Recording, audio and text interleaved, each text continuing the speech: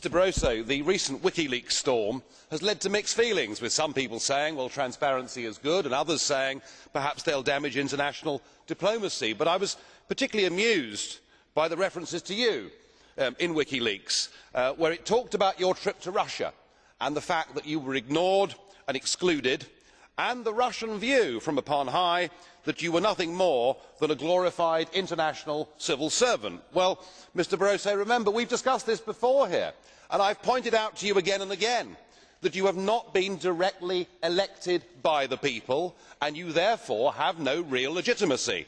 Is it that the fact you are unelected is the reason why you do not command more respect on the global stage, and why increasingly the peoples of Europe are holding you and the entire Commission in contempt? Thank you.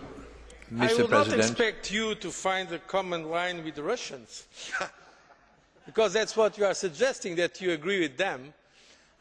Frankly, I was elected by this Parliament, by secret vote, so I think I deserve the respect of this Parliament from all members of the Parliament. And I think in the European Union of democracies, 27 democracies, it is a reasonable way to elect a President of the Commission, because we are not a state, precisely, and I am sure you will not be in favour of a European unified state. Since we are not a unified state, it is not a direct election of a President of the European Union. We do not have that. We have a President of the Commission. You may like it or not. I like him more than you, but okay.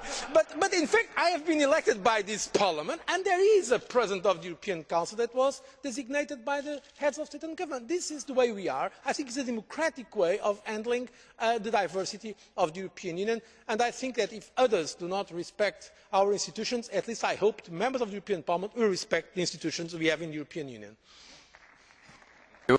Additional question. Well, Mr Barroso, I enjoyed that enormously. The fact that you can stand up and boast about the fact that you were elected in secret and that somehow this gives you democratic legitimacy is the most bizarre concept I have come across in my entire life. The fact is, it is the Commission that has the sole right to propose the kind of legislation that is damaging Europe's economies in the way that it is. Are there any circumstances, sir, in which you think the peoples of Europe should have a referendum so that they can decide these issues? Thank you. Thank you very much. Yeah, Mr. President, well, colleagues, please,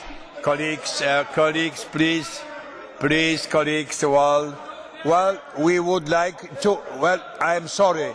Mr. President Schulz, I am very sorry. Mr. President Schulz, we would like to go ahead with our proceeding.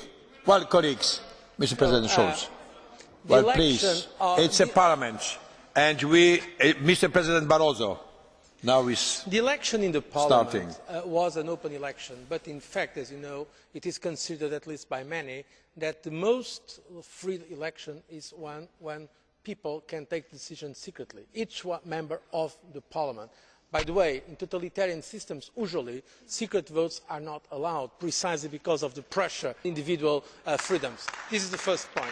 Secondly, regarding referendum, constitutional and democratic theory admits referendum and also representative democracy. By the way, it was Britain, probably the country that has done most for representative democracy. It is a perfect legitimate way of deciding in a democracy is by representative democracy. The role of parliaments, be it national parliaments or European Parliament, is immensely important in democracy, and I personally believe that some comments against representative democracy do not reflect the real democratic mind when they are made sometimes so negatively about representative democracy. Thank you very much.